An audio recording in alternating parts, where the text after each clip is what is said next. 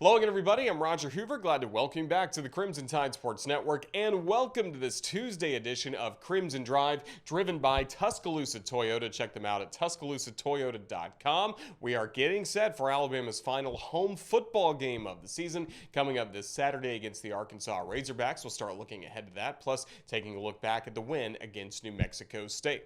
We'll start today's show with a look at our headlines that are proudly presented by RJ Young. They are the official technology solutions provider of Crimson Drive, and they've provided us with this smart board so we can go throughout all of the headlines coming up for this show.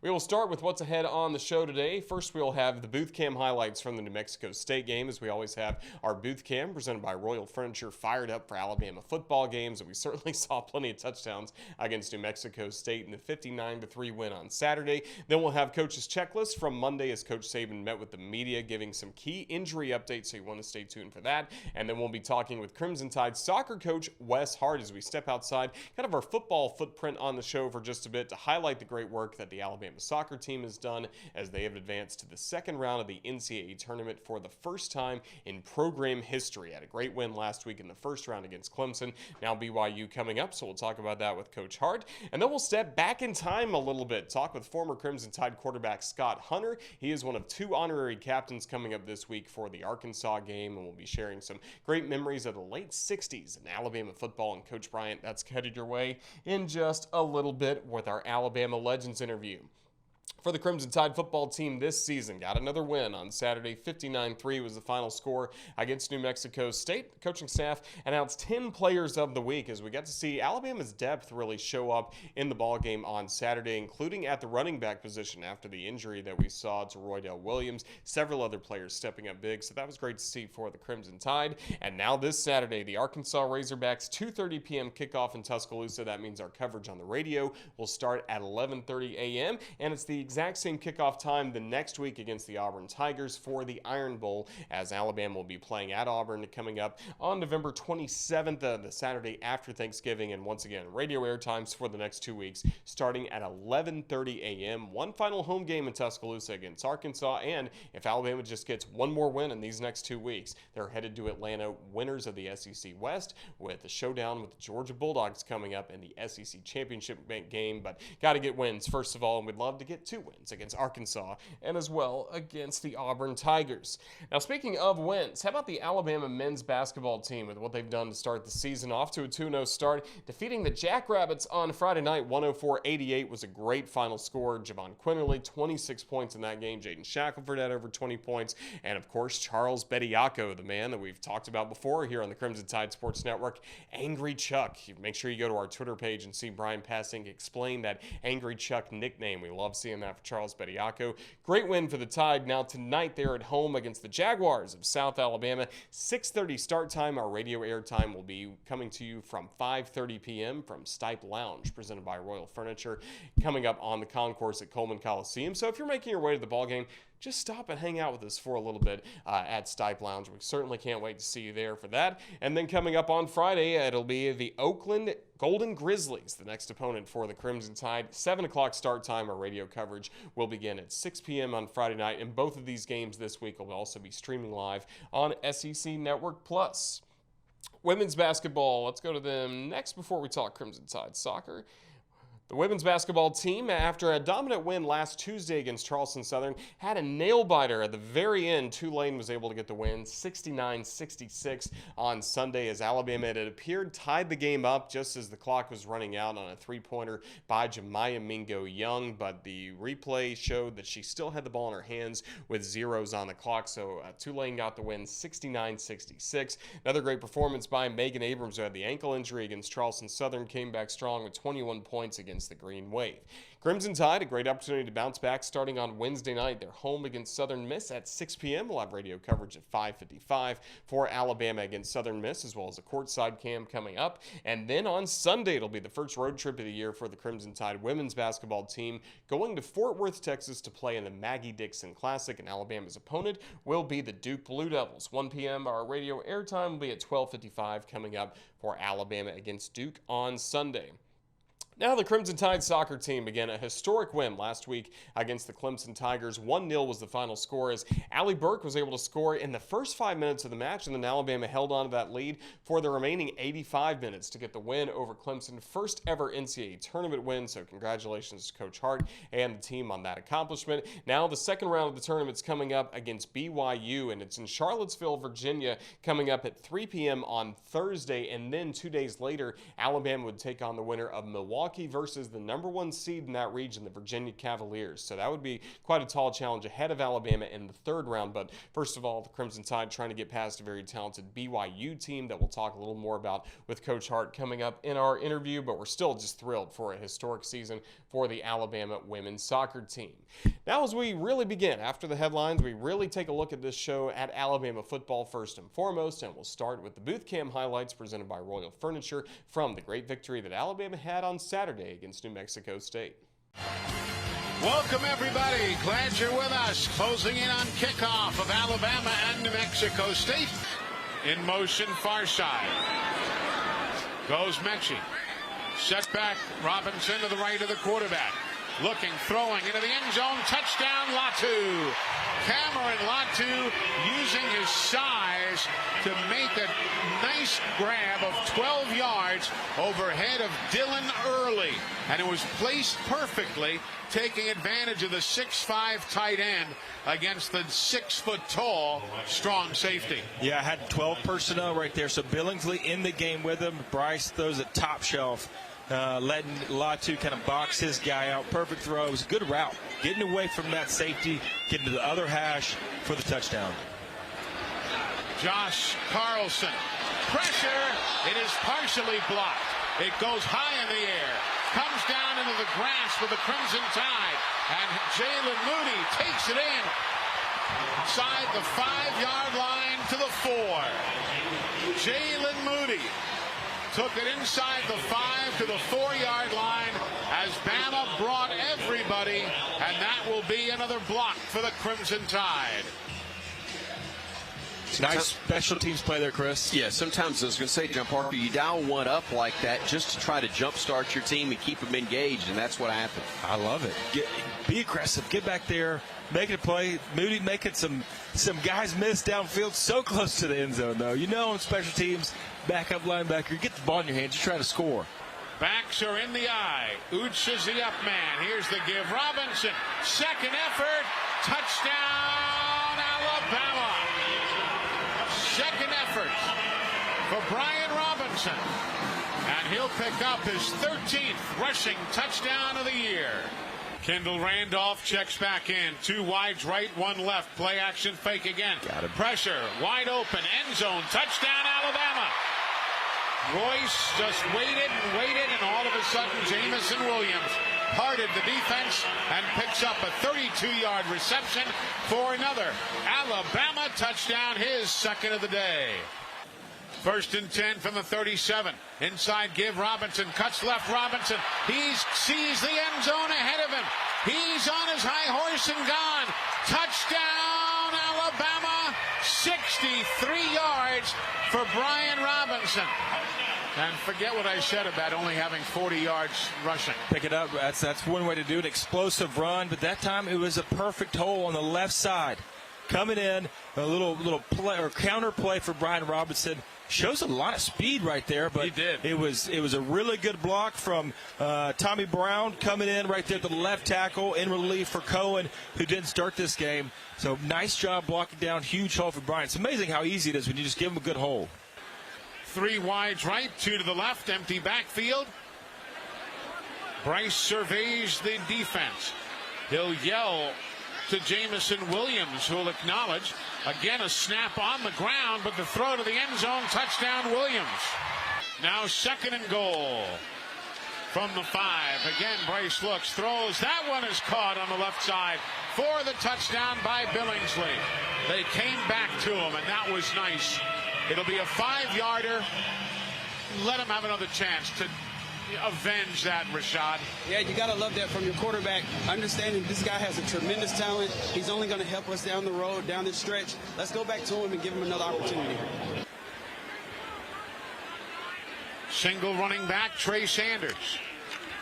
He'll get the handoff. He'll cradle it. Comes to the right side, and he dances on in for a touchdown.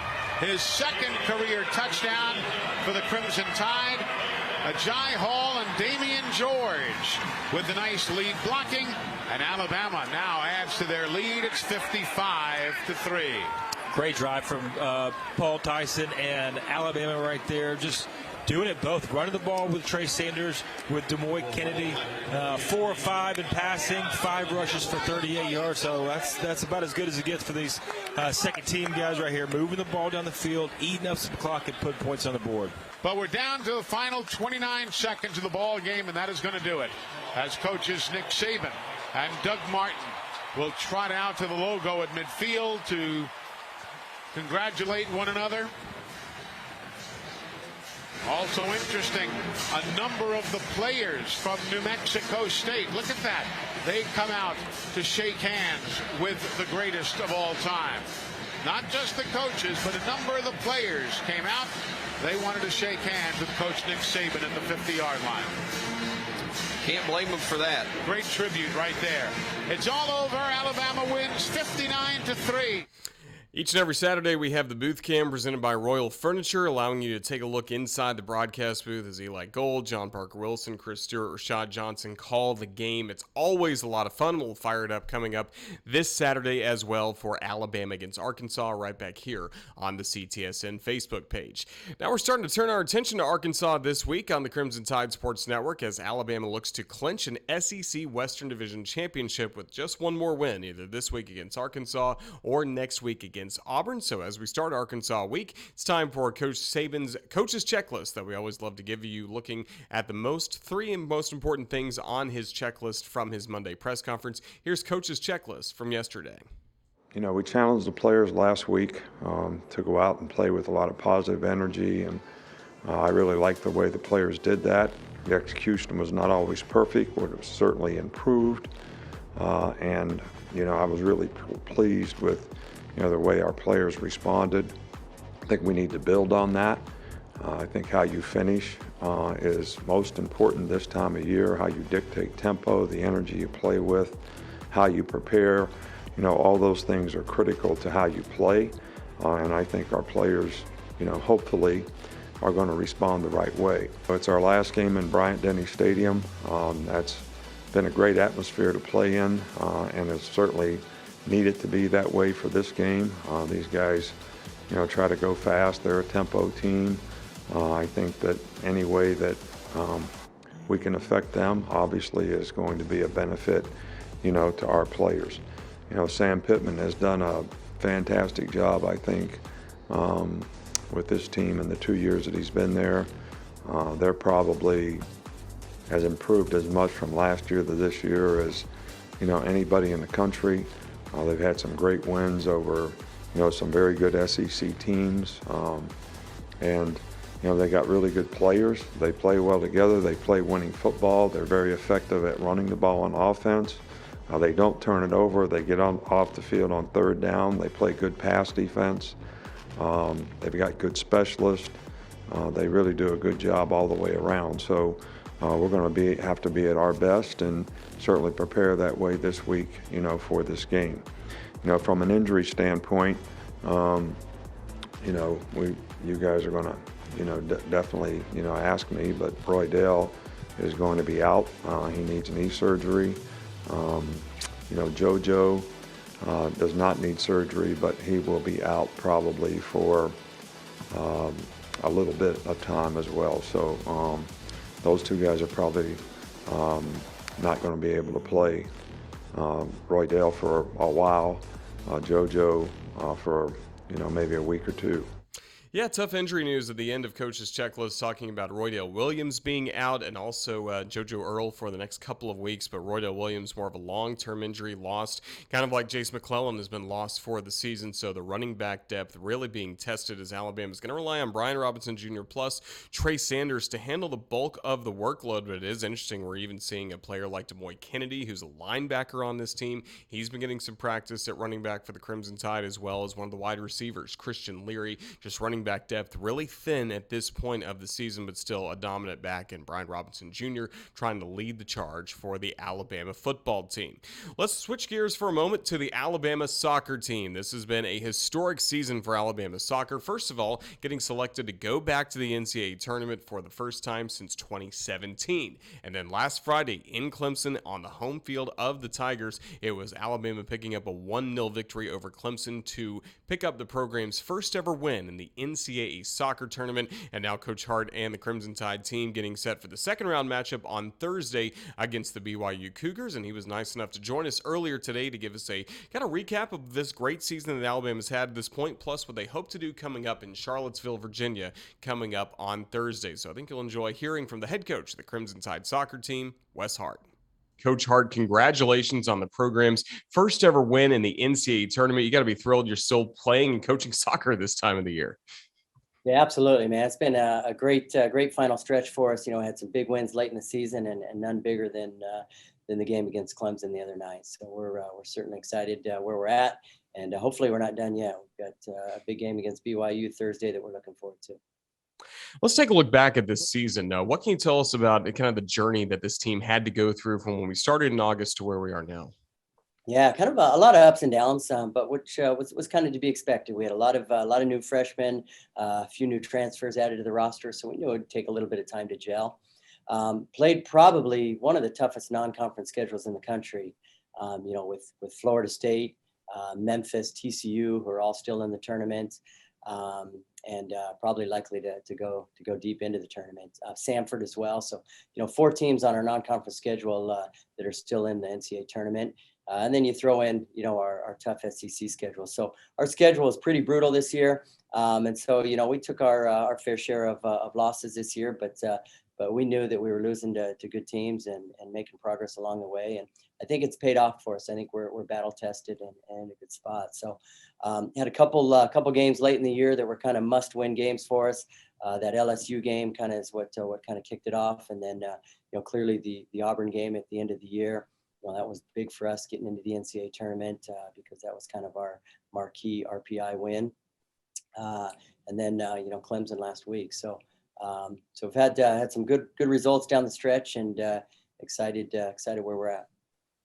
So many of those big wins came for you at home here in Tuscaloosa. And I'm sure as the season went along, your team had probably more confidence every time they took the field in Tuscaloosa because, hey, we have the home field advantage. Look what it's done already for us this year. And that's certainly proved to be the case in those final big matches you had in Tuscaloosa. Yeah, absolutely. We, clearly we feel comfortable at home. We've got a great pitch that we're comfortable with and awesome fan support. So, we love being at home. Struggled a little bit on the road this year, but when you look at the opponents we played on the road, we were playing, top 25 teams and on the road. So it wasn't as if we were losing to poor teams on the road. But it wasn't until we got to Clemson last week that we won our first game on the road this season. And as I mentioned before, probably no game bigger than that. So so I think we feel good headed to Virginia. I know it's a neutral site game versus BYU, but I'd rather be playing that game at. I'd rather face BYU in Virginia than in Provo, Utah. So, so we're certainly excited and ready for that test. So many great moments throughout the season for you. You mentioned the win against Auburn and then the trip to Orange Beach and the SEC tournament. But how about Selection Monday? What did it mean to you to get to watch the girls' reaction when they saw Alabama's name flash across the screen as in the NCAA tournament? Oh man, that had to be the biggest moment of the year for me. I know just how incredibly hard those players our players have worked all season long and how much it meant to them. 2 years ago we were pretty much in the exact same spot, and I think we're actually even a few RPI points higher, and we got left off, and to see the disappointment in their faces and kind of killed me. And so to have a chance to, again being a bubble team, but this time being on the right side of the bubble was awesome. Man, I didn't even watch the screen. I was watching our players, filming our players, and it was a pretty special moment seeing how excited they got. A lot of excitement on Monday, but then your team got to work. What can you tell us about the training that went into the Clemson match? And obviously you guys got off to a great start with Allie Burke's goal in the first 5 minutes. Yeah, it's funny. Right after that selection show, we went right out and trained, and as you can imagine, there was a buzz, and it wasn't hard to get them excited about training. But no, we had a good week of training. At this point in the season, this is by far. I mean, first of all, clearly it's the longest we've gone into the season, but definitely the fittest and healthiest we've ever been, and that is certainly helpful. And probably a big reason for our success. But the training was good. We kept it competitive. We didn't take our foot off the pedal. We kept working. We kept pushing hard, and it paid off versus Clemson. So I thought our start versus Clemson was awesome. Probably one of the best starts to a game we've had. I don't know if that's the earliest goal we've scored, but certainly it's got to be up there. But I thought that the entire first half, I thought we looked in control. Thought we looked comfortable, looked dangerous. Had an advantage probably in territory and shots and corner kicks. So I thought first half was great. Second half, going into the second half, our plan was to do exactly what we did in the first half, but we just couldn't kind of get it going in the second half. They made a few big plays early and kind of grabbed momentum from us, and then we had a tough time kind of playing ourselves back into the game. But we defended well. Got a lot of numbers behind the ball. Had a lot of players step up and make big plays, big tackles, big saves by McKinley Crone. We kind of hung on for dear life that second half. In this great run that Alabama's having, close out the regular season, extending into the NCAA tournament, just how key has McKinley Crone been to your success? Yeah, she's been awesome. It's by far, probably that Clemson game's, by far the best game I've seen her play. But I would say even these past 2-3 weeks leading into the Clemson game, she's been excellent. Training, she's looked sharp and made big saves at training, and then in games, she's looked very comfortable in games. And so I think part of it, I mentioned to y'all before that, she came in to Alabama a year ago kind of banged up, and it kind of took her time to get fully healthy and get her confidence to grow. But she's in a very good place right now, and no better time for that. Mentioned Allie Burke had the goal for the Crimson Tide, the 1-0 win against Clemson. The assist was by Riley Tanner. Now, in her career before, she's had a lot of great NCAA tournament moments with South Carolina. Ashlyn Sarepka experience as well with Virginia. Just a lot of these Power 5 transfers, you had to love that they already had some NCAA tournament experience. That's made this team a very veteran team, even though it's first time for Alabama in the dance since 2017. Yeah, absolutely. Those two players have been key for us in this, final stretch that I've talked about already. And definitely going into an NCAA tournament game with a couple players that have had experience as well as success in the NCAA, I think that was huge. And, of course, they both played well in the game. And, Riley Tanner, what she's kind of done all year long, she's gets 1v1 out wide, beats her defender, and gets serves in. And Allie Burke made a great run and a great finish. Pretty similar to the goal she scored against Auburn. The Auburn game, it was Aislinn that beat her player and got the serve in. And this time it was Riley Tanner. But two clutch goals, two big goals for Allie Burke this year. And, it's great to see. For Ashlyn Sarepka, we hope that she gets to take on her former teammates in Virginia, but to do that, you got to get a win first against BYU. Just what can you tell us about the Cougars and what kind of match you expect coming up on Thursday? Yeah, I've been very impressed watching BYU on film. They are athletic. They are very attacking minded, very attacking oriented. They get the ball. They actually, to be fair, remind me of some of the teams in the SEC. They remind me a lot of Tennessee. Similar formation and style and athleticism. We do have experience playing Tennessee. We played them in the preseason, and obviously they're the SEC champs. But they do remind me a lot of Tennessee when I watched them. But they get forward in a hurry. They probably have one of the best players in the country. Is one of the best attacking midfielders in the country. But you look from top to bottom their roster. Even players they're bringing off of the bench are very good players. So we know we're going to have our hands full. But as I mentioned before, we're battle tested. I mean, we've played Florida State and TCU and Memphis and all the teams we've played in the SEC. Throw Samford in that bunch. I mean, we've played 10, 12 tournament teams, top 25 caliber teams. So we feel good about where we're at. Last thing, Coach, we'll get you out of here on this. Of course, you've always been so supportive. I've seen on social media or just knowing your relationships with other coaches when they have success, winning SEC championships or having great seasons in football, basketball, whatever it may be. What did it mean to you to receive the outpouring of support you got, not only when Alabama made the tournament, but also got the win against Clemson? It's incredible. I mean, the amount of text messages I got, from from all over the country, but particularly, the administration here at Alabama, as well as the coaches here at Alabama, has been incredible, and I can't thank my colleagues enough for the support they've shown us, and I'm incredibly gracious for the support we're getting. So it's awesome, and hopefully we can keep that rolling. Certainly hope so. Coach, thank you so much for joining us. Have a very safe trip to Charlottesville. We'll be rooting on the Crimson Tide from afar, but all the best to Alabama in the NCAA tournament. Roll Tide. Awesome. Thank you, Roger. Roll Tide. Best of luck to Wes Hart and the Alabama soccer team as the Crimson Tide play in the second round of the tournament coming up on Thursday afternoon, 3 p.m. Central, against the BYU Cougars. If they can win that, then 2 days later on Saturday, they would have an opportunity to face likely number 1 Virginia in that region. So we're just rooting on the Crimson Tide soccer team, hoping for more great success for Wes Hart and the Alabama Crimson Tide. Now it's time for our Alabama Legends interview, and somebody that had plenty of success during his playing days at the University of Alabama before going on to the National Football League was quarterback Scott Hunter, as he was the quarterback for the Crimson Tide in 1968, 1969, and 1970. He is being honored as one of our honorary captains on Saturday for the Arkansas game, so it was a great time to catch up with Scott Hunter. Some memories of playing for Coach Bear Bryant, being at the epicenter of college football back in 1969 for the Ole Miss game. You're going to really love hearing from Scott, who's still doing well in his hometown of Mobile. Scott, Roll Tide, it's great to see you. How's everything going? Roll Tide, good to be on. Well, you got to be excited to be coming back to Tuscaloosa as an honorary captain for this Saturday's game against Arkansas. When was the last time you were on the field in an official capacity like this? I think I'm thinking back. Ray Perkins had the spring game when the varsity played the alumni, and I guess that would be the last time I was on the field in any kind of an official capacity. How'd you play in that game?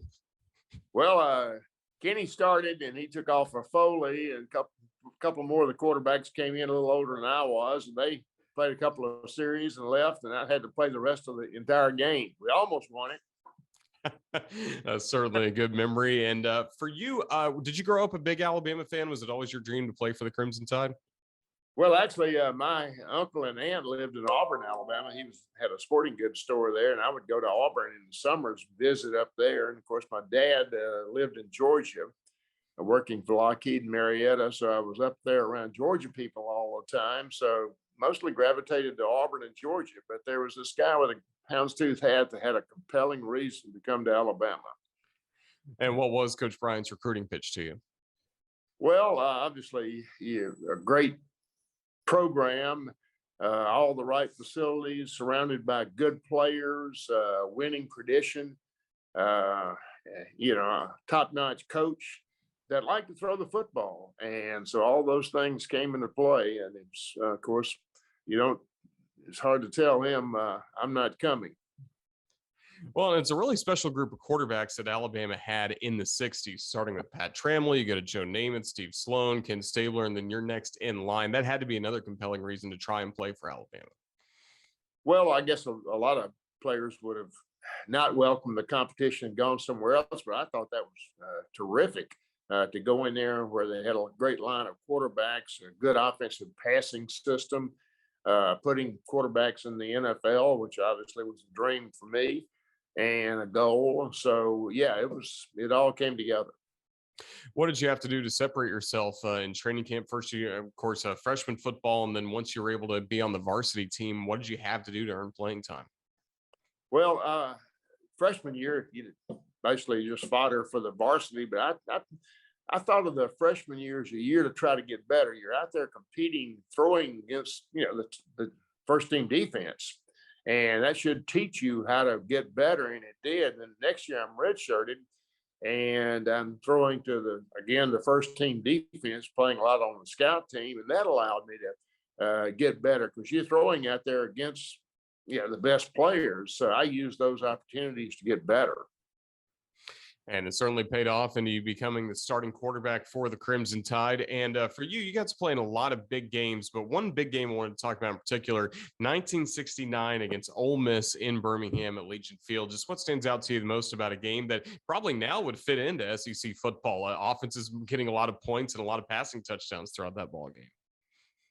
Well, ABC called Coach Bryant and asked him if he and Coach Vaught minded, I guess, playing the game on a Saturday night primetime. ABC took just kind of a gamble that college football would go over on Saturday night at primetime. There had been evening games during bowl type games, but not regular season games. So concern by ABC was who's going to want to watch Alabama and Mississippi in Los Angeles or Chicago or New York City.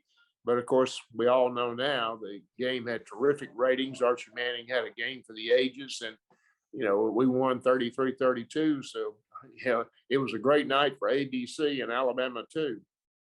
It really was a great night, and your fellow honorary captain this week, George Reinhardt, caught the winning touchdown. What do you remember about that play? Well, we'd run about every play we could run, and got down to a fourth down and an 8 about there, 25-ish, I think it was. And I went over to the call timeout, went over to the sidelines. Coach Bryant had that Chesterfield in his mouth, and he's trying to growl at Jimmy's to get a play up. And Jimmy's calling Steve Sloan up in the press box, and there's no answer from Steve, and Jimmy's calling, and Coach Bryant's calling Jimmy, Jimmy Sharp, I need a play, and finally the official came over, tapped me on the shoulder, and says, "Time's up, Alabama captain. You got to resume play." So as I started to go on the field, and with the referee kind of pushing me by the back, I heard Coach Bryant yell, "Scott, Scott." And I thought, okay, they finally come up with a play.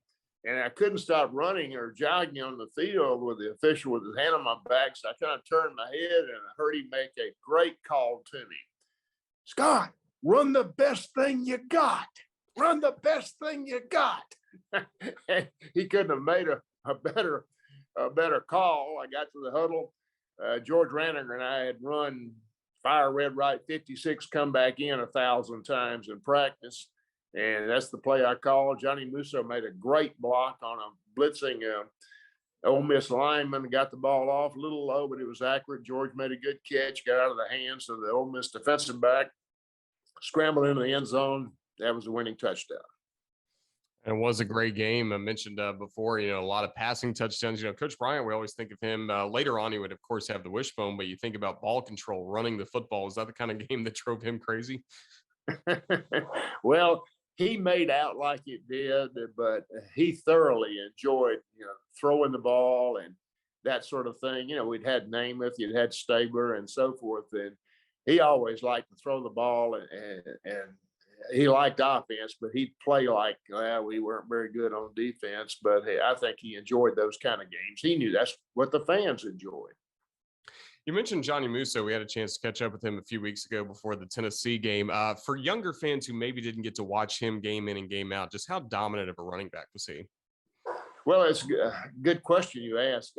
I've told people even after my NFL days that one of the best football, and I say again, football players I played with was Johnny Musso.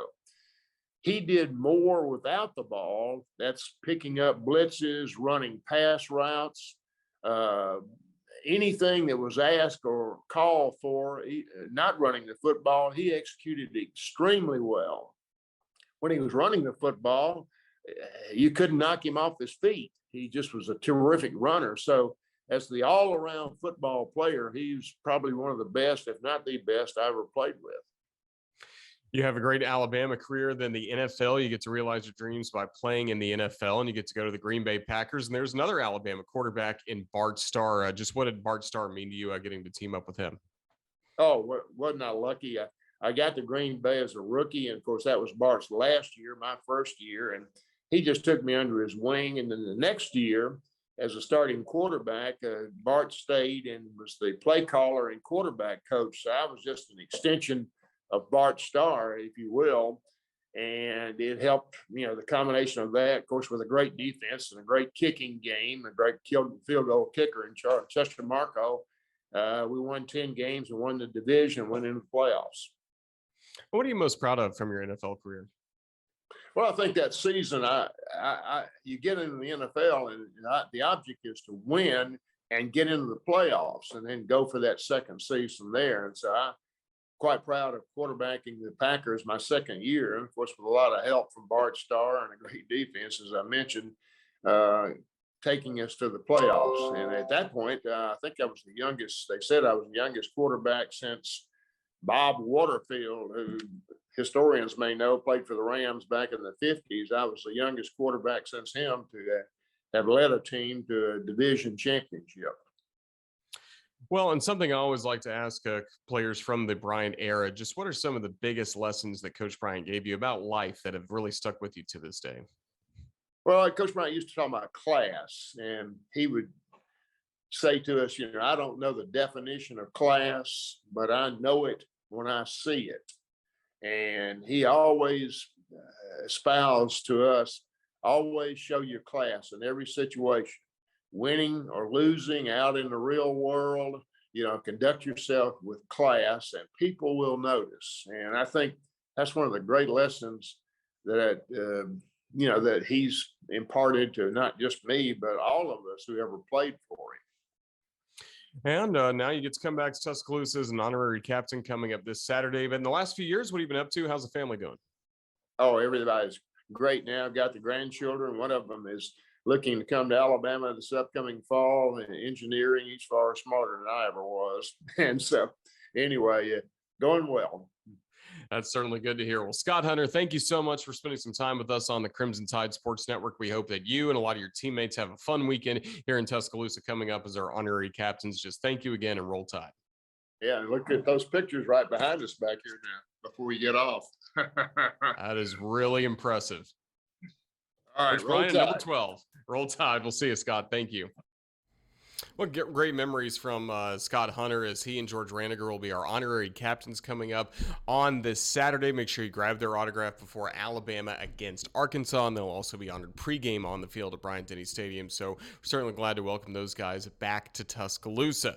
That's going to wrap up this edition of Crimson Drive, driven by Tuscaloosa Toyota on this Tuesday. We'll be back again coming up on Thursday for a full preview of Alabama against Arkansas. Don't forget, we have men's basketball coming up tonight, women's basketball tomorrow at Coleman Coliseum. Full radio coverage available across the network. And even tonight, 5:30, we will have our pregame show stream live here on our Facebook page, as well as the courtside cam featuring Chris Stewart and even Brian Passink as well. So make sure you tune in for that coming up. We're going to have a lot of fun for Alabama against South Alabama tonight, in men's basketball tomorrow against Southern Miss in women's basketball. And then again, we'll be along with you coming up at 2 p.m. on Thursday for the Thursday edition of Crimson Drive, driven by Tuscaloosa Toyota. Thanks to our guest, Scott Hunter, as well as Wes Hart, and thanks to all of you for watching. Thanks as well to our Facebook Live producer, Ethan Carabin. For everybody at the network, this is Roger Hoover saying roll Tide, and we'll see you in just a bit at Coleman Coliseum.